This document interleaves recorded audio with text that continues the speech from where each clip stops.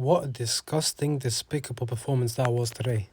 Man United, we start off well, first 10 minutes against Fulham. We move the ball around well. Good first touch, two touch passes. Everyone's moving around, everyone's good. The pressing was amazing. First 10, 15 minutes, it looked like, okay, yeah, Man United, you know what? We have something for Fulham. Basically, Cunha should have had 2 goals. Obviously, later on, we had a penalty as well. Bruno Fernandes. I'm convinced that was on purpose because there ain't no way someone like Bruno Fernandes skies it like that. There has to be something going on in the background. I don't know. Or maybe, apparently, there was Al Ittihad rumours yesterday. So maybe that got into his head. To be super honest with you, Al Ittihad, please, we'll take him for 60. You can have him for 60 million. Forget 100, forget 120. Just take 60, okay? Just give us 60, you'll have him. How about this? We'll give you 60, we'll add Casemiro on top of that. I don't know if that's a good thing or a bad thing, but yeah, is what it is. Overall, after the 15 minutes, we just reverted to long balls. And the issue about those long balls was no one was getting to them. Because it's not even because the pace of the players that were running was bad. It was because the passes were inaccurate and also they were too far ahead of them.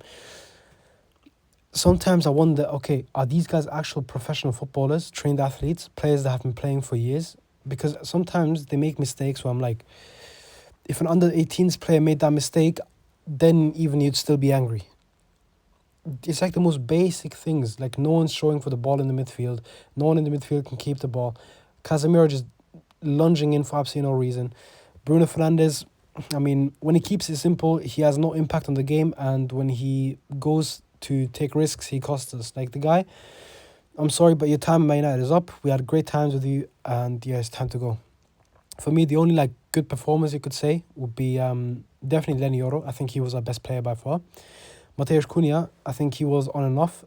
Same thing with Mason Mount. Brandon Burmo, he was very quiet. Dorgu, he was on and off as well, but I think a bit more off than on. One player that I was very disappointed with was Amad Diallo. But one thing that I have to be talking about is Ruben Amorim. Because as much as, okay, let's say Amad Diallo has had a bad game, Diogo Dalot, he's not going to play any better than Amad was playing.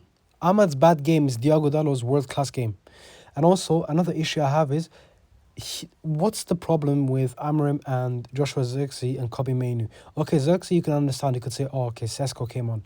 All right, fine. Then what about Kobe Mainu? You had 3 different combinations of midfield, and Mainu was not in any of them, by the way, in today's game alone. We had Casemiro with Bruno. Then we had Mason Mount, of all people, with Bruno Fernandes. Like, if you have Mason Mount, then put him with someone else, not with Bruno Fernandes, of all people. And then at the end, we had Mason Mount came off for Ugarte, so we had Ugarte and Bruno Fernandes. And obviously, we all know what Ugarte was doing last game, and he basically just continued where he left off against Arsenal. Matthijs de Ligt, forgot about him as well, actually. He was very good this game. Altay Bayindir, you know what, the thing is, I was very happy with him in terms of distribution and shot stopping, but when it came to the corners, when it came to the crosses, what the hell is this guy doing? Like, he will come out and then he will just start tumbling, he will start falling off or whatever, and then sometimes he would make he'd try catch the ball goes out and then he just randomly freezes. Like, come on, bro, what are you doing? You're a professional footballer, man. And then you have Andre Onana, on the bench. The guy, how bad do you have to be benched by that Bayindir? Okay, because obviously, yeah, Bayindir, good shot stopping, good passing. Where was the crosses? Like, the thing is, for me, it's not even the issue that he didn't get to the crosses. It's the fact that he went there and every single time, he did not win it. But yeah, it is what it is, man. Like, the thing is, at least do what David De Gea did. Just stay on your line, and then if the ball comes, try to stop it. Because there's no way in hell that you're going to come out for a corner and then actually palm it away. Because I think there was actually one time where he caught the ball from a corner or a cross. I don't know, it was a set piece. It was either a free kick from around the corner position or it was a corner itself where he caught the ball, and I was amazed. I should not be amazed at a goalkeeper catching a simple ball, by the way. That should not be something that happens. But Andre Onana and Altay Bayindir, they introduced me to this lifestyle of when a goalkeeper comes out, every single time he barely gets to the ball or doesn't get to the ball at all in Bayindir's case. We have 2 clowns in goal. I can't wait for Senne Lammens to come in. Apparently he has a track record of not coming out of his line. I don't care. I don't mind it. If you don't think you can get the cross, then don't come out for it. It's that simple. Altay Bayindir, you just come out every single time and you only got it once. make it make sense. And yeah, I mean, look, we should have like at halftime. I would have said, okay, you know what? I know after 15 minutes we fell off, but I can still see us winning this game simply because I saw the first 15 minutes. I saw the two Cunha chances. I saw the penalty, but in the second half, God knows what happened because Fulham, they had us on ropes. Fulham had us on ropes. We couldn't get anywhere near them. Josh King, who's 18 years old, was running rings around Bruno Fernandes, Luke Shaw, Casemiro. Seasoned veterans, by the way, yeah? Players that you would expect to be, commanding a game, like dominating a game.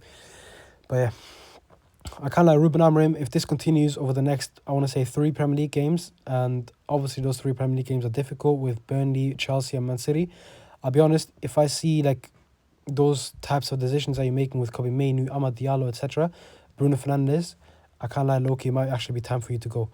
And yeah, maybe even before the Man City and Chelsea games. But yeah, that's it for the end of the video. Guys, I hope you enjoyed it. Please don't forget to subscribe to the channel, like the video and share it as well. Also, drop your thoughts on the game below. And are you Ruben Amorim in or Ruben Amorim out? And if you're in, then how long are you going to give him to turn it around for Man United?